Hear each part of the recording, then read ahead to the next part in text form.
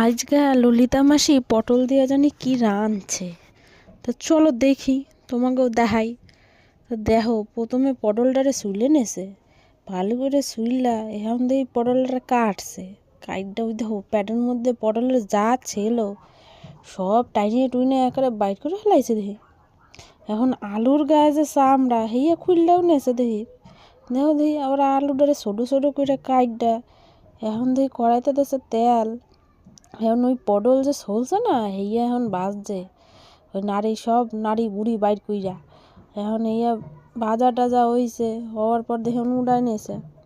এখন ওই যে পটলের ভেতরে যা ছিল ওই বীজ হেয়া এখন আবার বাজছে তেলে। এখন ভাজা টাজা হয়ে গেছে। এখন কি দেবে তেলে? এখন দেখো তেলে আবার দিছে আলু। আলু ওই যে কুচাইছিল হেয়া দিয়েছে, দিয়া এটা সেদ্ধ করে নিয়েছে। এখন চিংড়ি মাছ, ছোটো চিংড়ি মাছ দিয়া হেয়াও দেখি তেলে ভালো মতো ভাব মতো নাড়া ধরছে। এখন পাড়া পুঁতা নেছে কাঁচাল মরিচ, আর ওই যে পটলের বীজ ছিল হেয়া, আর ওই চিংড়ি মাছ আলুটারে দেখো বাইজে উঠে কেমন বাইশ ঠাসা দিয়েছে, একেবারে মিহি হয়ে গেছে।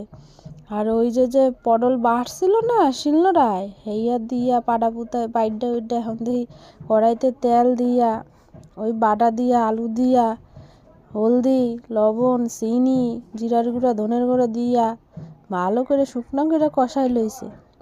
এখন দেখি পটলের প্যাডের মধ্যে কি ভরতাছে, ওই যে যা কষাইছিল না হেইয়া ভরতাছে প্যাডের মধ্যে। এখন আবার তেল দিছে, এখন দিল কালা জিরা, এখন দিয়ে ভালো করে বাজবান লাগছে। এখন কি দেবে এটার মধ্যে?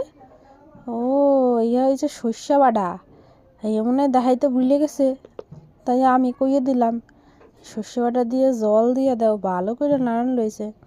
এখন দিছে হলুদ জিরার গুঁড়া লঙ্কার গুঁড়া ধনিয়া গুঁড়া দিয়ে ভালো করে দিয়ে ফুটাইছে। এখন ওই যে ভরছিল না